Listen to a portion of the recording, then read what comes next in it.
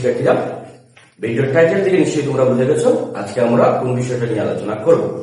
আজকে আমরা তোমাদের নবম এবং দশম শ্রেণী খুবই গুরুত্বপূর্ণ বিষয় যোজনী, জারণ সংখ্যা এবং যোজ্যতা ইলেকট্রন, এই তিনটি বিষয়ে আলোচনা করব।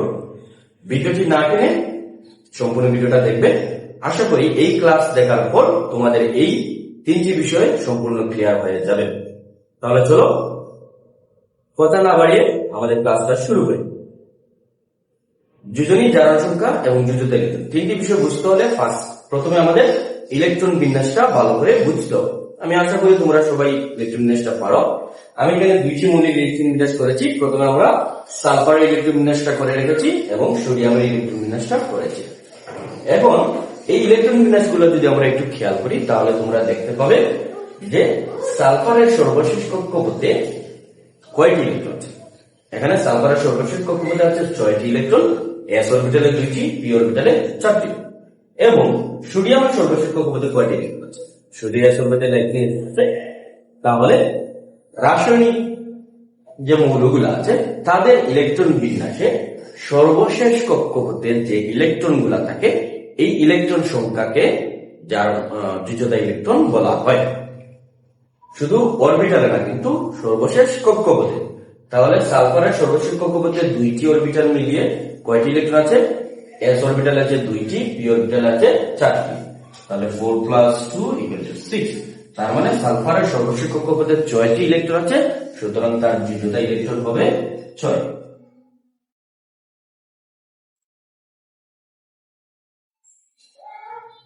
আবার সোডিয়ামের সর্বশেষ কক্ষপথে কয়টি আছে? সোডিয়ামের সর্বশেষ কক্ষপথে শুধুমাত্র এস অরবিটাল আছে এবং এসে 1টি ইলেকট্রন আছে। তাহলে সোডিয়ামের যোজ্যতা ইলেকট্রন হবে কত? 1। তাহলে সহজ কথায় কোন মৌলের ইলেকট্রন বিন্যাস করার পর তার সর্বশেষ কক্ষপথে যতটি ইলেকট্রন থাকবে তাকে বলা হবে যোজ্যতা ইলেকট্রন। এখন আছি আমরা যোজনী। আমরা জানি কোন মৌলের সর্বশেষ কক্ষপথে ইলেকট্রন সংখ্যার উপর নির্ভর করে মৌলটি রাসায়নিক বিক্রিয়া ইলেকট্রন ত্যাগ করে অথবা গ্রহণ করে। যদি তার সর্বশেষ কক্ষপথে 4-এর অধিক ইলেকট্রন সংখ্যা থাকে তাহলে তাদের ধর্ম অনুসারে তারা ইলেকট্রন গ্রহণ করবে। আর 4-এর কম ইলেকট্রন সংখ্যা থাকে তাহলে তারা ইলেকট্রনটা ত্যাগ করবে। সালফারের সর্বশেষ কক্ষপথে যেহেতু 6টি ইলেকট্রন আছে তাহলে সালফার রাসায়নিক বিক্রিয়ার সময় ইলেকট্রন ত্যাগ গ্রহণ করবে। কয়টি ইলেকট্রন গ্রহণ করবে? অষ্টক পূর্ণ করতে যতটি ইলেকট্রন প্রয়োজন হয় সেই কয়টি ইলেকট্রনটা কি গ্রহণ করবে। সালফারের আছে 6টি, অষ্টক পূর্ণ করতে হলে আরো 2টি ইলেকট্রন প্রয়োজন, তাহলে সালফার 2টি ইলেকট্রন গ্রহণ করবে। আবার সোডিয়ামের সর্বশেষ কক্ষপথে আছে 1টি, যে সংখ্যাটা 4-এর চাইতে কম, সুতরাং সোডিয়াম রাসায়নিক বিক্রিয়া 1টি ইলেকট্রন ত্যাগ করবে। আবার কিছু কিছু মৌল আছে যারা ত্যাগ করে না, গ্রহণ করে না, ইলেকট্রনটা কি করে? শেয়ার করে। তাহলে মৌলগুলো যাই করুক, রাসায়নিক বিক্রিয়া ইলেকট্রন গ্রহণ করুক, ত্যাগ করুক বা শেয়ার করুক, এই সংখ্যাটাকে বলা হবে যোজনী। কোন মৌল রাসায়নিক বিক্রিয়া যতগুলো ইলেকট্রন ত্যাগ করে অথবা গ্রহণ করে অথবা শেয়ার করে সেই সংখ্যাটিকে বলা হবে যোজনী। সালফার যেহেতু 2টি ইলেকট্রন গ্রহণ করবে, সালফারের যোজনী হবে 2। সোডিয়াম যেহেতু 1টি ইলেকট্রন ত্যাগ করবে, সুতরাং সোডিয়ামের যোজনী হবে 1। বুঝতে পেরেছ? তাহলে সর্বশেষ কক্ষপথকে পূর্ণ করার জন্য কোন মৌল যতটি ইলেকট্রন ত্যাগ করে অথবা যে কয়টি ইলেকট্রন গ্রহণ করে তা অথবা শেয়ার করে তাকে বলা হবে তার যোজনী। তাহলে সর্বশেষ আছে জারণ সংখ্যা। এই যে আমরা যোজনীটা নির্ণয় করলাম, যোজনীর প্লাস মান অথবা মাইনাস মানকে বলা হবে জারণ সংখ্যা।